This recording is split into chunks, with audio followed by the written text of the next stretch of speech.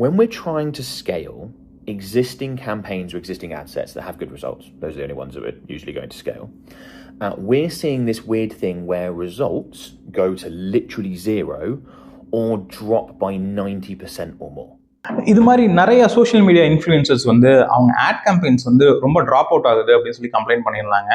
So இது என்ன issue அப்படின்னு பார்த்தீங்கன்னா, நம்ம வந்து மெட்டாவில் ஒரு ஆட் கேம்பெயின் ரன் பண்ணுறோம், அது ரொம்ப நல்லா போயிட்டு இருக்கு அப்படிங்கிற சமயத்தில் நம்ம என்ன பண்ணுவோம்னா அதை ஸ்கேல் பண்ணுவோம். ஸோ அதோட பட்ஜெட் இன்க்ரீஸ் பண்ணுவோம், இல்லை வேற ஏதாவது ஸ்கேலபிள் ஆப்ஷன்ஸை வந்து எனேபிள் பண்ணுவோம். அப்படி எனேபிள் பண்ணும்போது என்ன ஆகுதுன்னா அந்த கேம்பெயின் வந்து அப்படியே ட்ராப் அவுட் ஆகுது. லைக் வந்து நல்லா ரன் ஆகிட்டு இருந்த கேம்பெயின் அப்படியே 0 ஆகுது, இல்லைனா 10% கீழே போகுது அப்படிங்கிறது தான் இப்போ இருக்க கம்ப்ளைண்ட்.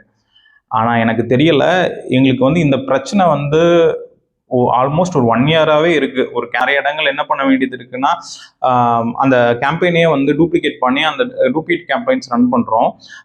இது மாதிரி உங்களுக்கு யாருக்காச்சும் இஷ்யூ இருந்தால் கமெண்ட்டில் சொல்லுங்கள்.